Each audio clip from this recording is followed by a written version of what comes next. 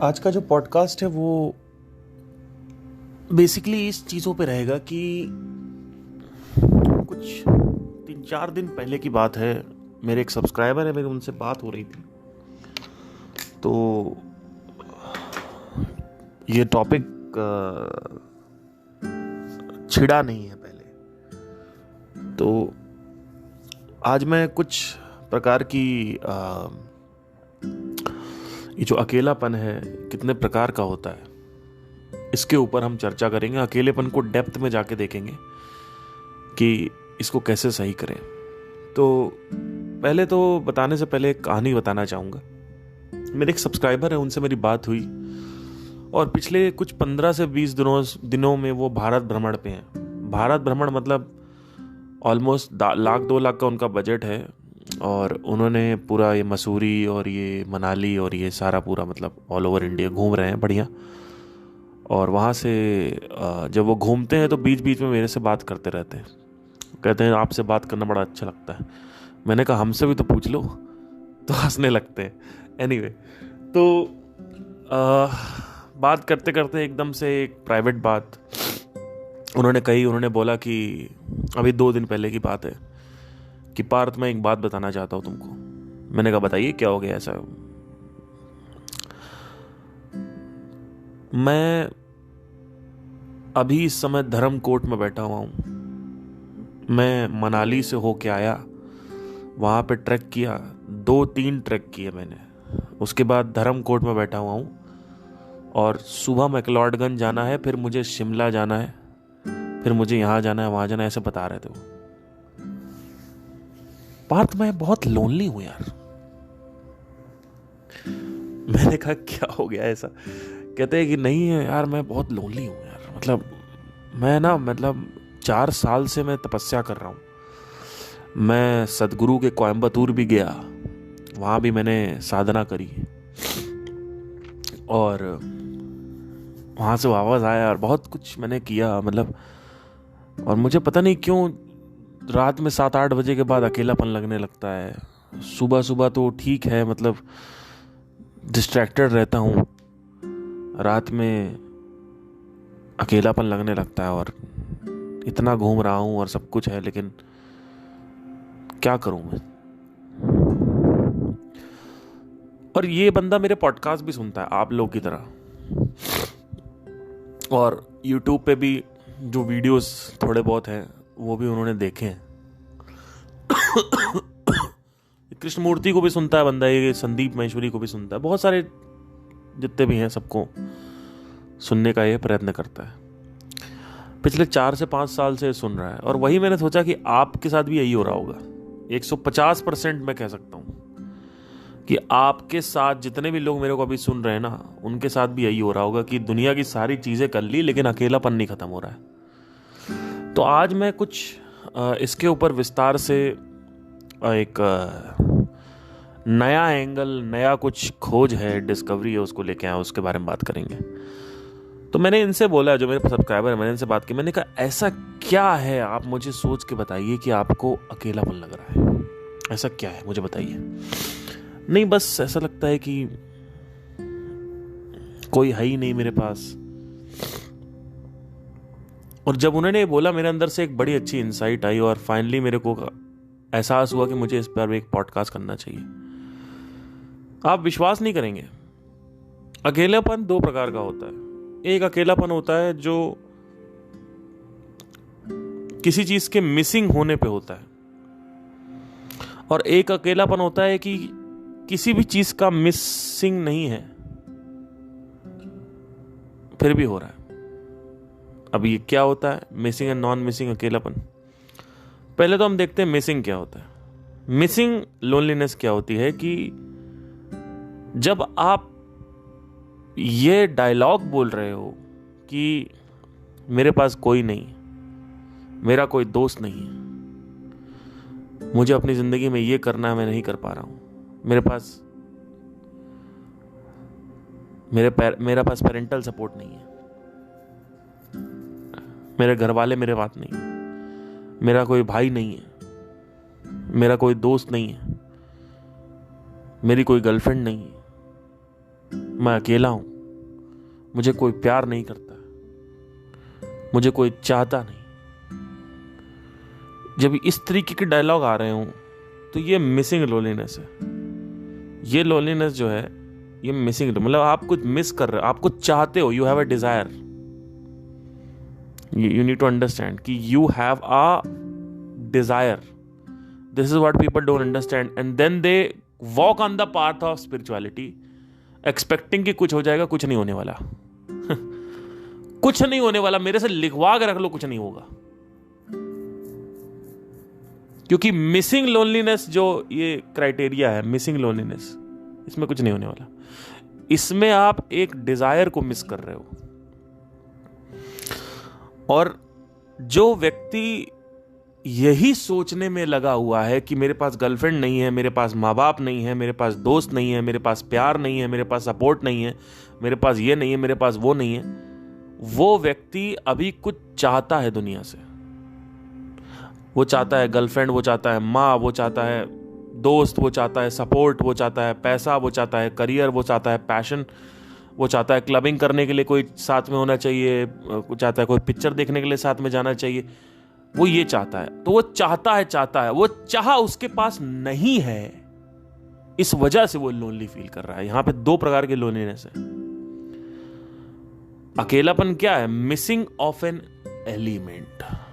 आप मिस कर रहे हो एक एलिमेंट को, वो एलिमेंटल डिजायर है, वो डिजायर को आप मिस कर रहे हो, तब आपको लोनलीनेस हो रहा है। एक और लोनलीनेस होता है कि आपने दुनिया का सारा चीजें कर ली, गांजा फूक लिया, सिगरेट फूक लिया, दारू पी लिया, दोस्त बना लिए, प्यार कर लिया, लड़कियों का स्वाद ले लिया, दोस्तों का स्वाद ले लिया, माँ बाप का स्वाद ले लिया, भाई बहन का स्वाद ले लिया, पैशन, आपका पैशन है सिंगिंग, डांसिंग, एक्टिंग, उसका आपने स्वाद ले लिया, आपने पैसा कमा लिया, आपने कुछ कर लिया, जो कुछ भी आपके मन में है वो सब आपने कर लिया।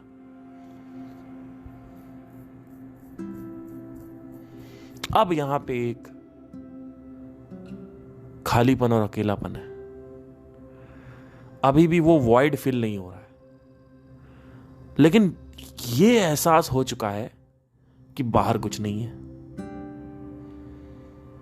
ये एक दूसरे प्रकार का लोनलीनेस है। ये जो है ये आपका मार्ग दिखाता है अध्यात्म का।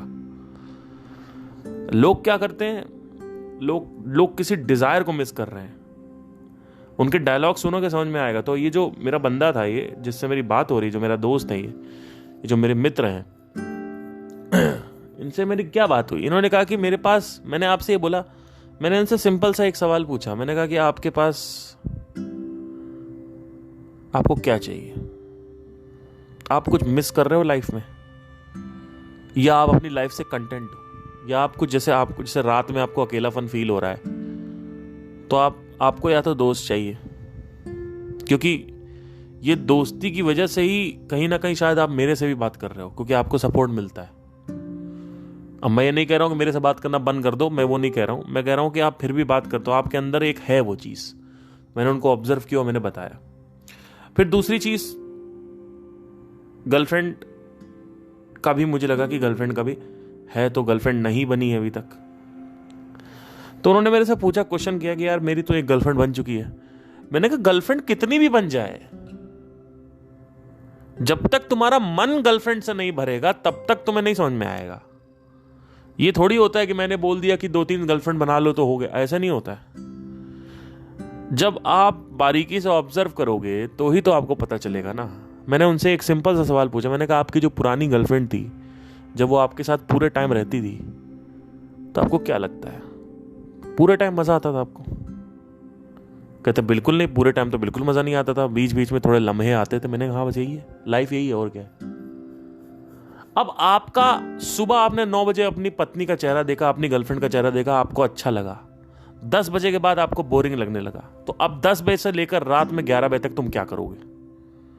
तुम मुझे इतना बताओ बस, दुनिया की बातें छोड़ो, ठीक है?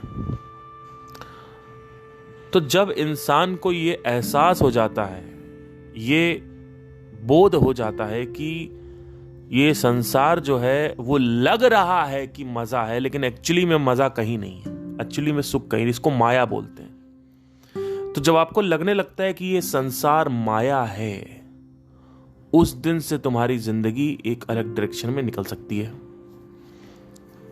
अब एक होती है नीड, कि आपको सेक्स की भूख लग रही, एक है कि आप सेक्स पे प्लेजर के लिए डिपेंडेंट हो। ये दोनों अलग चीज।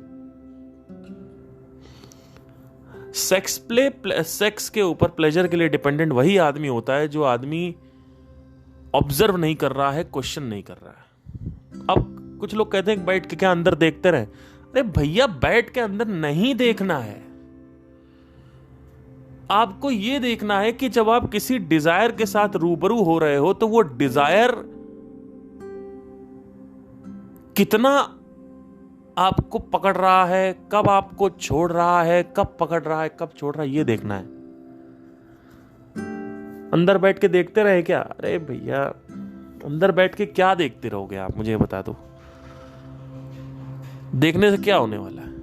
हाँ, फायदे हैं उसके, लेकिन ऐसा नहीं है कि अब डिजायर आपने देखा, कोई आपने देखा कि मुझे आज से 2 महीने पहले इस लड़की के पीछे एक दीवानगी थी, आज 2 महीने बाद ये लड़की मेरे को मिल गई है और वो दीवानगी खत्म हो गई है।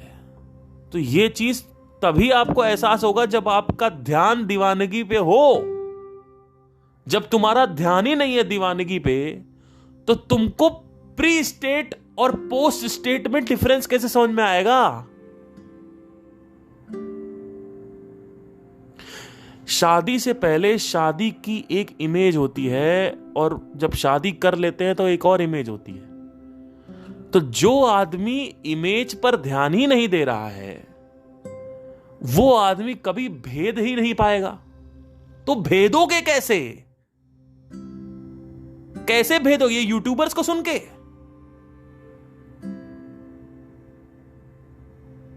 जो 1% कहीं कोई बात ही नहीं करता ऑब्जर्वेशन की,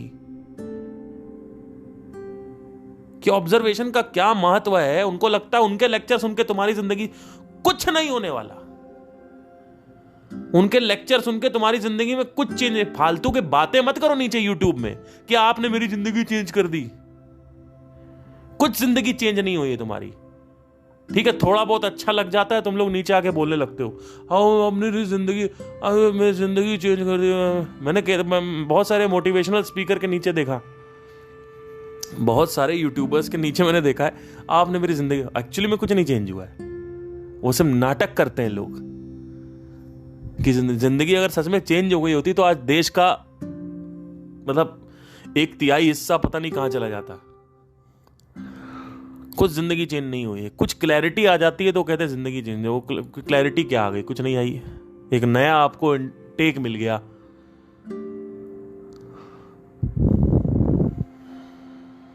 शादी में कोई कह रहा है सुख नहीं है, कोई कह रहा है औरत प्रताड़ित करती है, और कोई कह रहा है मर्द प्रताड़ित करते हैं। तो आपको ये सुन के अच्छा लगेगा, लेकिन आपकी जिंदगी में, आपके जीवन में कोई परिवर्तन नहीं आएगा। आपके जीवन में जब परिवर्तन तभी आएगा जब आप खुद देख रहे हो। शादी में सुख नहीं है, ये वो आदमी सामने वाला बोल रहा है, आपने अभी नहीं देखा है। ये समझने की कोशिश करो मैं क्या कह रहा हूं। ऑब्जर्वेशन की वैल्यू ये है कि जब तक डिजायर किस तरीके से काम करता है उसको भेदने के लिए तुम्हें ऑब्जर्वेशन करना जरूरी है। कि अगर तुम्हारा शादी से पहले ध्यान ही नहीं है उस इमेज पे जो तुमने शादी के लिए बना रखी है, तो शादी के बाद एक नई इमेज क्रिएट होगी। ये दोनों इमेज को भेदने के लिए ऑब्जर्वेशन का होना जरूरी है। यही प्रॉब्लम है, लोग बाहर ध्यान देते रहते हैं, कहते हैं हम देख तो रहे हैं, कुछ नहीं देख रहे हो। आप देख रहे हो, मैं देखने में ध्यान लगाने को बोल रहा हूं। देखना और ध्यान से देखना दोनों अलग चीज है। ऑब्जर्वेशन की तो कोई कहीं बात ही नहीं करता। क्या बात हो रही है ऑब्जर्वेशन की, मुझे बताइए। कोई बात कर रहा है ऑब्जर्वेशन की? कोई कह रहा है कि ऑब्जर्व करो? जब आप ऑब्जर्व करते हो तो रिकॉर्डिंग होती है, वो रिकॉर्डिंग आप भेद सकते हो उसमें, लेकिन खैर छोड़ो। तो पहली जो कैटेगरी है वो है, आपको मेडिटेशन को ऐसे समझना है, ये सॉरी, लोनलीनेस को ऐसे समझना है कि पहली जो है वो है मिसिंग लोनलीनेस, सेकंड है नॉन मिसिंग लोनलीनेस। अब नॉन मिसिंग लोनलीनेस क्या है? नॉन मिसिंग लोनलीनेस जो है वो बेसिकली ये है कि आपने सब कुछ ट्राई करके देख लिया और ध्यान दिया सब पे एक एक करके। ऐसा नहीं कि गांजा फूक रहे हो तो अब गांजा फूकना बंद कर दिया तो अब दारू पे आ गए, और दारू फूकना बंद कर दिया तो वापस गांजे पे चले गए। ऐसा नहीं करना है। आपने गांजा फूका, आप ध्यान दे रहे हो। आपने दारू पिया, मैंने यही किया था। मुझे ये अच्छे से पता था 23 साल की उम्र में कि भैया यहाँ कुछ नहीं पड़ा है, ये सब फालतू बातें हैं। अब मेरे बोलने से कई लोगों को एहसास नहीं होता, तो वो होना भी नहीं चाहिए, क्योंकि मेरे बोलने से क्या होता है, मैं तो अपने हिसाब से बोल रहा हूं, मैं तो अपने एंगल से, अपनी लाइफ में जो मैंने खुद देखा है वो बोल रहा हूं। और है तो ये भी सत्य, पहुंचोगे तुम भी इसी सत्य तक। हो सकता है तुम 23 में पहुंचो, हो सकता है तुम 30 में पहुंचो, हो सकता है तुम 60 में पहुंचो, हो सकता है तुम पहुंचो ही ना, क्योंकि कई लोग तो पहुंचते ही नहीं है। There are lot of possibilities, lot of people जो आज भी कहते हैं कि अब हमने और पैसे कमाने हैं। उनको यही नहीं समझ में आता कि भाई ये एंडलेस रेस है और सब कुछ छोड़ के एक दिन चले जाओगे। उनको लगता है हम पूरी जिंदगी जीने वाले हैं। उनको लगता है मौत कभी भी नहीं हो सकती किसकी। अभी देखो, अभी सेलिब्रिटी मर रहे हैं, अभी देख लीजिए आप, इसी साल आप देख लीजिए कोई बड़ा सेलिब्रिटी मरेगा, और उसके साल भी यही होगा, उसके अगले साल भी यही होगा, उसके अगले साल भी यही होगा। आप देख लीजिए, आप विश्वास नहीं करेंगे, ऐसे ऐसे लोग मर जाएंगे इस साल या अगले साल। इसी साल की बात बता रहा हूं, अभी खत्म नहीं हुआ है साल, ये इसी साल बता रहा हूं मैं कि अभी ऐसा कोई आदमी मरेगा, आप विश्वास, और हो सकता है मैं ही मर जाऊं, कोई भरोसा नहीं है, कोई भरोसा नहीं। क्यों मैं छोड़ूं भाई अपने आप को, क्यों छोड़ूं, है ना? तो या तो इसी साल में, अब लोग एकदम से देखते हैं, अरे वो मर गए, वो चले गए, मर के चले गए, अरे भाई। अब होता क्या है, एकदम से लोग स्टंट हो जाते हैं। अभी हाल ही में एक मेरे फेवरेट सिंगर हैं के, उनकी डेथ हुई। 4 से 5 दिन मैंने लोगों को बड़ी बारीकी से ऑब्जर्व किया। मैंने कहा कि यार देखते हैं, बड़े मतलब दुखी मैं भी था। आप विश्वास नहीं करेंगे, 5वें दिन के बाद लोग वापस वैसे ही हो गए। लेकिन वो 5 दिन में ऐसा कुछ हुआ था जो अब मैं आपको ऑब्जर्वेशन के रूप में बताना चाहता हूं। पता है क्या हुआ था? वो 5 दिन में लोगों को मौत का तमाचा पड़ा था। लोग ना हिप्नोटाइज्ड हैं अपने डिजायर में, अपने एम्बिशंस में, और एक अपनी अलग एक दुनिया बना के जीते हैं। उन सबकी अपनी अलग अलग दुनिया, एक अपना अलग अलग प्लेनेट है, संसार है, बना रखा है। वर्ल्ड व्यू बोलते हैं उसको। अपना एक अलग बबल है, अपना एक वर्ल्ड व्यू, अपना एक सब कुछ बना के, अपना अलग वर्ल्ड, संसार बना के। और एकदम से जब रियलिटी हिट करती है तो लोग कहते हैं, अरे लोग मरते भी हैं लोग।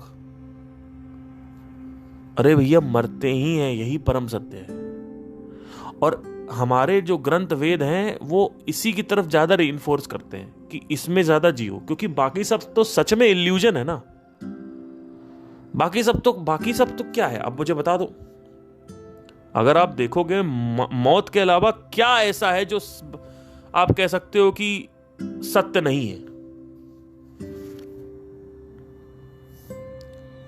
या सत्य है, सॉरी, मौत के अलावा ऐसा क्या है जो सत्य है?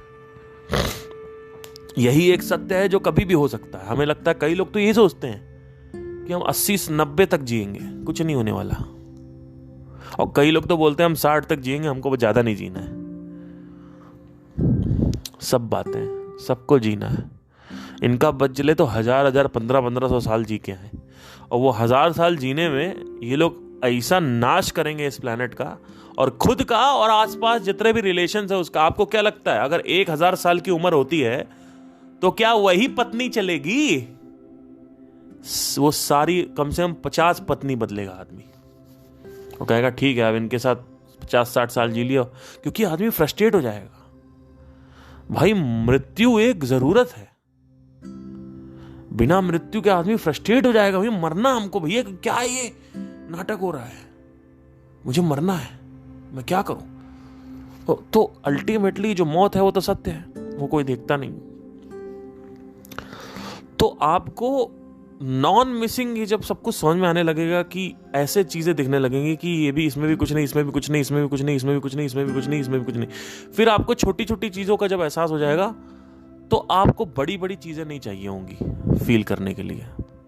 जैसे मुझे लैपटॉप लेके समझ में आ गया, बाइक लेके समझ में आ गया, अब मुझे कार लेने की जरूरत नहीं है, ले लूंगा लेकिन कार लेने की जरूरत नहीं है, ये समझ में मुझे पहले ही पता है, कार लेने से पहले ही, कि ये 2 कौड़ी की चीज है। अब मैं ले क्यों रहा हूं? क्योंकि मेरी जितनी जरूरत है मैं उस वजह से ले रहा हूं। अगर मैं कल को प्राइवेट जेट लेता हूं तो भी मैं जितनी जरूरत है तो इस वजह से लूंगा, वैसे लूंगा नहीं मैं, लेकिन अगर ले लिया कभी तो मुझे पता होगा एंट्री करते हुए ही कि ये सब कुछ बेकार है और ये मेरे मन पे चढ़ेगा, मेरे बुद्धि पे चढ़ेगा, मेरे अंदर घमंड पैदा करेगा। ये सब ये मुझे पता है, ये चीज जैसे मुझे एक माइंड की कैरेक्टरिस्टिक पता है, आप सबको भी मैं इसका शेयर देना चाहता हूं। जब पैसा आता है, ध्यान दीजिएगा, बड़ी कमाल की बात है, जब पैसा आता है तो चाहे तुम चाहो चाहे ना चाहो तुम्हारे पास घमंड भी आएगा। ये मैं आपको बोल रहा हूं, कोई बताएगा नहीं आपको। जब पैसा आता है तो ये जो सफलता है ये सर पे चढ़ती ही चढ़ती है। अब कंट्रोल कहां पे? कंट्रोल यहां नहीं है कि सर पे ना चढ़े, नहीं नहीं, कंट्रोल ये है कि सर पे चढ़ने के बाद तुम उतारते हो कि नहीं उतारते हो उसको, ये कंट्रोल तुम्हारे ऊपर है। आएगी वो, लेकिन अगर तुम सेल्फ कॉन्शियस हो, अगर तुम इंट्रोस्पेक्शन करते हो, ऑब्जर्व करते हो, तो तुम्हें तुरंत पता चल जाएगा कि मेरे ऊपर कुछ चढ़ा हुआ है, भूत की तरह। आप उसको नीचे उतार दोगे तुरंत, इमीडिएटली। तो अब सवाल यह आता है कि नॉन मेडिटेटिव स्टेट में कैसे आए? सब कुछ एक्सप्लोर करके आओ, सब कुछ एक्सप्लोर करो और 1 2 बार 3 बार 4 बार करो और उससे सीख लो। और जब तुम सीखोगे तब तुम्हें समझ में आएगा। आंखें खुली रखोगे तो ही सीखोगे। जैसे कई लोग क्या है ना, शादी करते हैं और शादी के बाद उनको अपनी पत्नी अच्छी नहीं लगती तो उनको एक गलतफहमी होती है कि दूसरे की पत्नी मिल जाएगी तो अच्छी लगेगी। तो फिर क्या करते हैं, वो एक्स्ट्रा मैरिटल करने लगते हैं। फिर जब दूसरी शादी भी टूट जाती है तो तीसरी शादी कर लेते हैं। अभी मैं एक्ट्रेस मधुबाला की विकिपीडिया पढ़ रहा था, ऐसे ही मेरा इंटरेस्ट आया। She died at the age of 36, massive heart attack. और रिसेंटली उनके जो मोहम्मद रफ़ी और ये प्रवीण और ये जो हैं, इनके मधुबाला के जो रिमेन्स हैं वो हटा के दूसरे कब्रिस्तान में शिफ्ट किए गए थे, कहीं नॉर्मल कब्रिस्तान में डाल दिए गए थे। तो सब न्यूज़ में पढ़ रहा था, ऐसे ही मैंने देखा कि क्या, मतलब ऐसे में जहाँ तक मैं ना कभी कभी हिस्ट्री में चला जाता हूँ। जैसे वहाँ पे लिखा था 1955 में मधुबाला की पहली फिल्म आई, मतलब मधुबाला की 8वीं फिल्म आई थी या कुछ ऐसा कुछ था। और मैं एकदम से स्टंट रह जाता हूँ ये पढ़ के कि ये साला ये सच में हो, मतलब मैं उस वक्त पैदा ही नहीं हुआ था। अब मैं उसके कब तक, मतलब उसके 40 साल 45 साल बाद मैं जन्मा हूं। उस टाइम वो भी टाइम था, उस टाइम पर भी लोग चलते फिरते थे, काम करते थे, एक लाइफ थी। वो लाइफ इमेजिन करता हूं मैं, जब मैं पढ़ता हूं तो वो लाइफ समझ में आती है कि लाइफ कैसी थी। 1955, 1945, 1930, 1880, ये सब मैं लाइफ देखता रहता हूं जाके कि कैसे ये सब था। मतलब एक अंदर से आता है कि साला मैं उस वक्त एग्जिस्ट नहीं करता था पर दुनिया थी। और फिर भी देखो उस वक्त लोग ऐसे जीते थे जैसे कि पता नहीं हमारा ही ज़माना है और आगे तो ज़माना आने ही नहीं वाला है है ना। और वो परवाह नहीं करते थे आगे के ज़माने की, अपना ही जीते रहते थे। तो वो एक होता है कि बड़ी मतलब बड़ी एक्साइटमेंट में और उत्तेजना में फिल्में निकाल रहे हैं, गाने निकाल रहे हैं, ये कर रहे हैं, वो कर रहे हैं, शादियाँ कर रहे हैं, ये कर रहे हैं, उनको पता ही नहीं है कि अब उनको फ्यूचर में कोई पढ़ रहा है ना। somebody is studying them in the future in the Wikipedia page. So when I was reading that 1955, I was like, oh my god, मैं साला था ही नहीं उस वक्त। मतलब it was like something else, like I can't express it in words। मतलब मैं समझ नहीं सकता कि मैं जाता रहता हूँ ऐसे हिस्ट्री में। फिर मैं 11वीं सेंचुरी में एक बार चला गया था। वहाँ पे मुझे पता चला कि ये जो क्या नाम है इनका, पृथ्वीराज चौहान आखिरी शासक थे, राजा थे। उसके बाद फिर मुगल आ गए थे, खिलजी वगैरह, खिलजी डायनेस्टी स्टार्ट हो गई थी, खिलजी इधर आ गए थे अफगानिस्तान से। तो ये सब मैं पढ़ता रहता हूँ, देखता रहता हूँ कि अच्छा ये हुआ था, अब ये हुआ। मतलब इस देश में क्या क्या हो चुका है, किस किस दौर से लोग गुजर चुके हैं, क्या क्या चीजें हो चुकी हैं, और मैं नहीं था वहां पे, तो मेरा क्या अस्तित्व है। बड़े से बड़े आए चले गए, बड़े से बड़े आए चले गए, बड़े से बड़े आए चले गए। मैं उनकी कहानियां पढ़ता हूं, मेरे तो आंखों में आंसू आने लगते हैं कि ये साला ये लोग ऐसे जीते थे जैसे कोई वही नहीं है, अवेयरनेस ही नहीं है किसी चीज की। उनको लगता है कि 40 50 60 साल की जिंदगी है, उसमें उनको लगता है कि पता नहीं 60 70 1000 साल जीने वाले हैं। कोई अवेयरनेस नहीं किसी भी चीज की कि मेरे पास टाइम नहीं है, मेरे पास मेरा जो टाइम है फिसला जा रहा है। अभी मैं देखते ही देखते 19 साल से 30 साल का हो गया, ठीक है, 11 साल हो गए मेरी आंखों के सामने, 11 साल हो गए, पता नहीं चला मेरे को। लोग कहते हैं आप तो 30 साल के हो, बड़ी ज्यादा एज हो गई आपकी। 21-22 साल के लौंडों के साथ जब मैं बैठता हूं तो यही होता है। तो मैं उनसे एक सिंपल सी बात कहता हूं कि चाहे तुम 21 साल के हो, 20 साल के, 19 साल के, 20 साल के, आप पलक झपकते ही मेरी एज पे आ जाओगे, पलक झपकते ही। और कमाल की बात यह है कि आपको ऐसा लगेगा कि आप अभी भी 19 साल के लड़के हो। मैं अपने मन में आज भी वो 19 साल का पार्थ हूं। मेरे सामने सब कुछ बदल रहा है, मैं नहीं बदल रहा हूं, because of time and consciousness. अब इसका भी लॉजिक है लेकिन मैं उसमें जाऊंगा नहीं। टाइम कॉन्शियसनेस के स्तर पे, कॉन्शियसनेस के लेवल पे नहीं है, या है तो बड़ी धीमे काम करता है। मुझे जो फील हो रहा है वो मेरा प्राण शरीर फील हो रहा है, मेरा विज्ञान शरीर फील हो रहा है, मेरा आनंद शरीर फील हो रहा है। ये तीनों शरीर टाइम में धीमे चलते हैं। मतलब ऐसा नहीं है कि जो ओरिजिनल टाइम है उसके अनुसार धीमे चलते हैं, नहीं नहीं, हर एक लेयर पे जो टाइम है अपना, उसकी इंडिविजुअल एग्जिस्टेंस है। और जब आप और भीतर आते हो, जो आखिरी में कॉमन कॉन्शियसनेस बसती है, वो जो कॉन्शियसनेस है वहां पे कोई टाइम एंड स्पेस नहीं है। लेकिन अगर लेयर बढ़ाते जाओगे तो धीरे टाइम चलने वाला आएगा, फिर एक और लेयर लाओगे तो एक और थोड़ा और तेज टाइम चलने वाला आएगा। बाय द टाइम आप फिजिकल बॉडी तक पहुंचोगे, टाइम सबसे तेज चल रहा होगा। सो ग्रॉस लेवल पे सबसे तेज टाइम चलता है। तो जब आप बाकी शरीरों से भौतिक शरीर को देखते हो तो भौतिक शरीर बुढ़ा होता है और आपको लगता है कि आप तो वहीं पे हो। दिस इज वाई आप अभी न्यू ईयर मना रहे थे, 2023 की बात बता रहा हूं, अभी 6 महीने पहले, और अब मई आ गया, मतलब आधा साल खत्म हो गया, हाफ ईयर इज गॉन। और आपको लगता है कि अब नवंबर दिसंबर पता नहीं कब आएगा, कुछ नहीं होने वाला, फिर से आ जाएगा। तो टाइम स्पेस है ही नहीं, लेकिन आपका शरीर बदल रहा है। आप देखोगे, जैसे पहले मैं जब शुरू में मैं खाना वाना खाता था तो मैं कुछ भी खा लेता था, लाल मिर्च वगैरह ये सब खा लेता था, मेरा डाइजेस्ट हो जाता था, क्योंकि मेरा पित्त शरीर है तो मुझे लाल मिर्च नहीं खानी चाहिए, मुझे स्पाइसी फूड नहीं खाना चाहिए। लेकिन शुरू में मेरा शरीर सब कुछ झेल लेता था, चाहे पित्त हो, चाहे कफा हो, चाहे वात हो, कुछ भी हो झेल लेता था। लेकिन जैसे मैं 29 क्रॉस किया, 28-29 तक आया, तो मैंने एक अपने बॉडी में ऑब्जर्वेशन करी कि अब मुझे सादा खाना और ठंडा खाना पसंद है। जैसे दही चावल हो गया, या कड़ी चावल हो गया, या कड़ी रोटी हो गई, दही रोटी हो गई, या लस्सी हो गई, रैदर देन गरम गरम कड़क चाय। जिंजर वाली चाय से अच्छा है मैं लस्सी पीऊंगा। अगर चाय पीऊंगा भी तो मैं ठंड में ज्यादा पीता हूँ चाय, समझने की कोशिश करिए। मैं तो ये सब मैं करता हूँ जब मेरा पेट खराब हो जाता है। जैसे मैं अगर गर्मी में चाय पी लेता हूँ तो मेरा पेट खराब हो जाता है बहुत ज़्यादा। मैं चाइनीज़ नहीं खा सकता, अगर मैं चाइनीज़ खाऊंगा तो मेरा पेट खराब हो जाता है।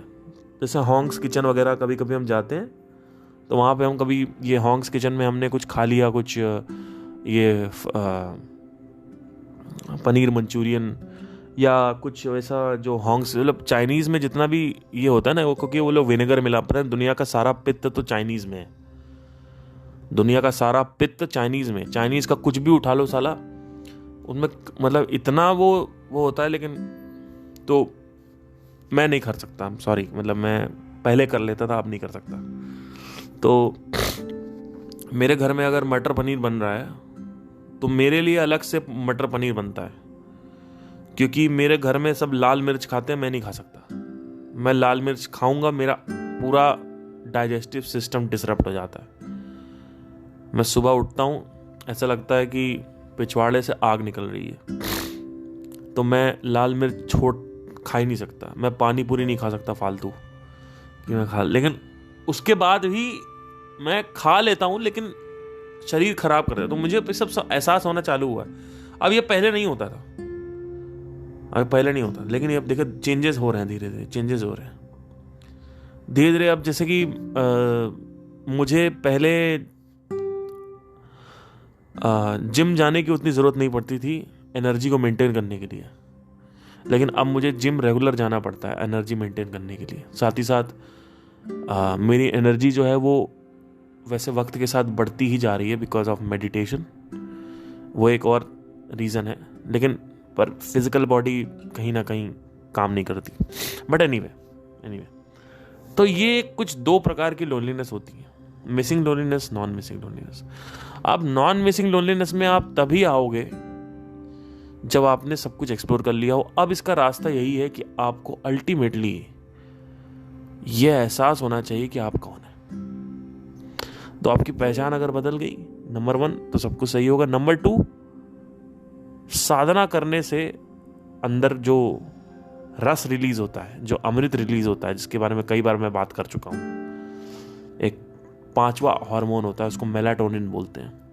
वो पीनियल ग्लैंड से रिलीज होता है, इसको बोलते हैं पीनियल ग्लैंड सिक्रीशंस। जब वो रिलीज होता है तो अच्छा लगता है, उससे भी एक मेंटेनेंस बनी रहती है। हाँ, ऊपर से चीज़ें खराब हो जाती हैं तो समझने की कोशिश करिए कि ऊपर से चीज़ें खराब होंगी ही होंगी। ये मत सोचिए कि ब्रेकअप होगा तो मुझे दर्द नहीं होगा, ठीक है। तो आई थिंक आज के लिए इतना बहुत है, बट या सही है। Okay, take care, bye.